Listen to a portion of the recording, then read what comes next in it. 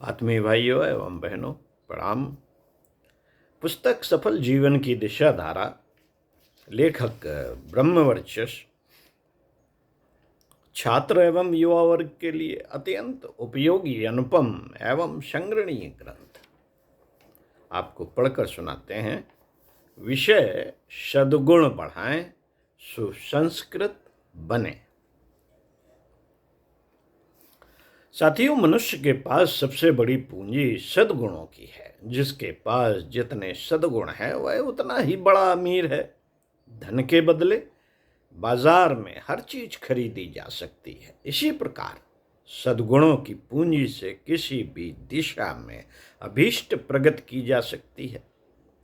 जिसके भीतर सद्गुणों की पूंजी भरी पड़ी है, आत्मबल और आत्मविश्वास उसे दैवी सहायता की तरह सदा प्रगति का मार्ग दिखाते हैं। अपने मधुर स्वभाव के कारण वह जहां भी जाता है वहीं अपना स्थान बना लेता है। अपनी विशेषताओं से वह सभी को प्रभावित करता है और सभी की सहानुभूति पाता है। दूसरों को प्रभावित करने और अपनी सफलता का प्रधान कारण तो अपने सद्गुण ही होते हैं। जिसके पास यह विशेषता होगी उसके लिए पराये अपने बन जाएंगे और शत्रुओं को मित्र बनाने में देर न लगेगी। जीवन का आधार स्तंभ, जीवन का आधार स्तंभ सद्गुण है।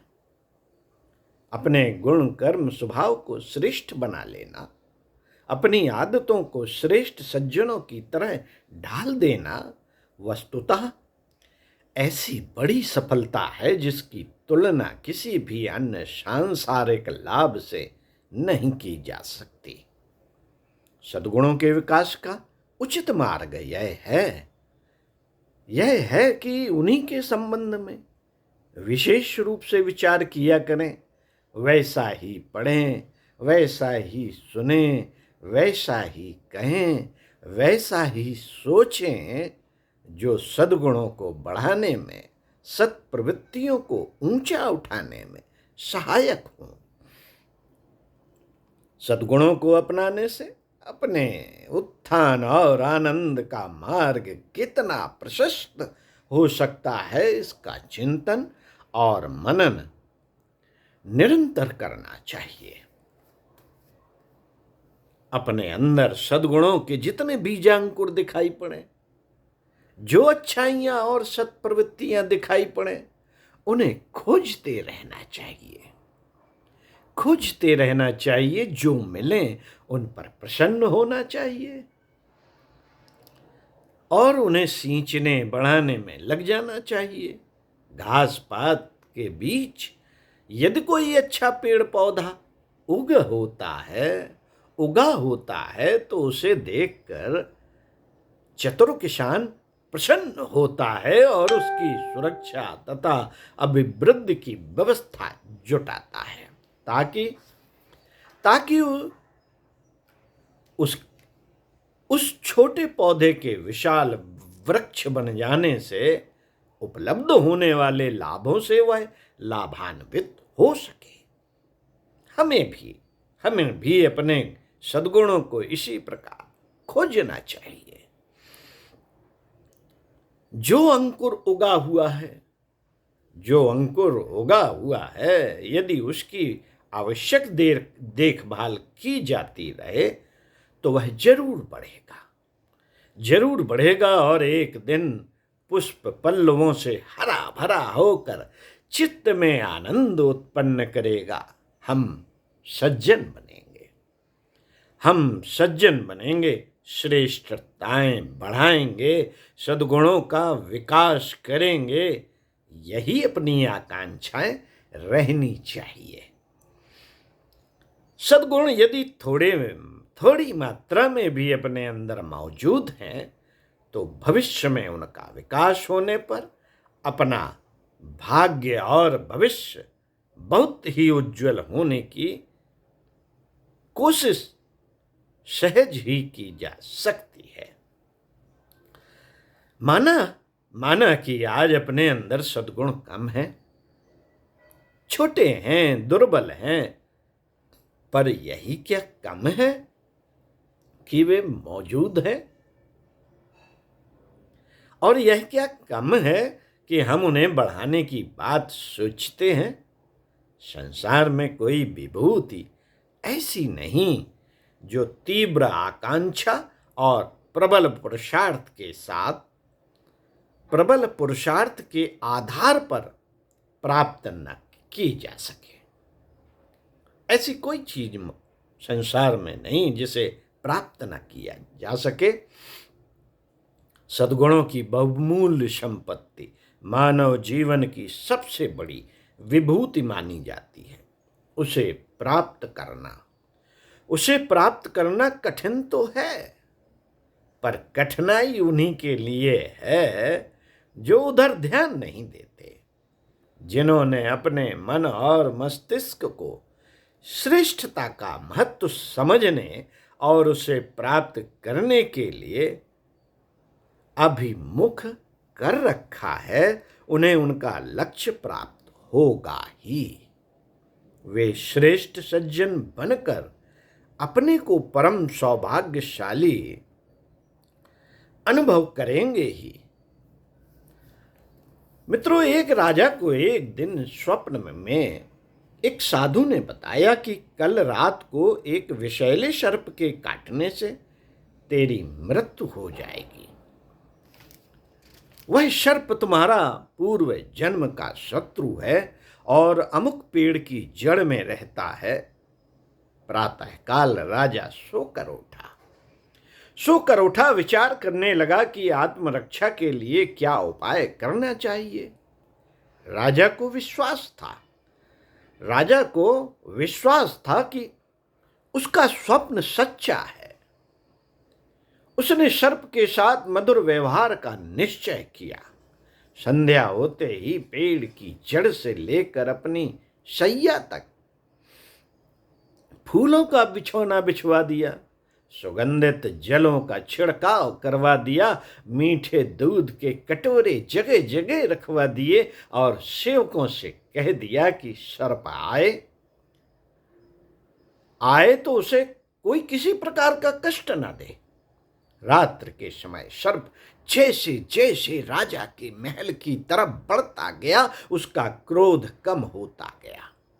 अंत में जब राजा के पास पहुंचा तो उसके सद्व्यवहार से प्रसन्न होकर मित्रता के उपहार स्वरूप अपनी बहुमूल्य मणि देकर वापस चला गया। भलमनसाहत और सद्व्यवहार ऐसे प्रबल अस्त्र हैं जिनसे बुरे से बुरे स्वभाव के दुष्ट मनुष्यों को भी परास्त होना पड़ता है। मित्रों, गुणों का विकास करने में प्रयत्नशील हो तो संदेह नहीं कि आप सम्मान प्राप्त करेंगे। लोग गुणों की पूजा करते हैं, व्यक्ति की नहीं। सच्चाई को सिर झुकाते हैं, बनावटीपन को नहीं।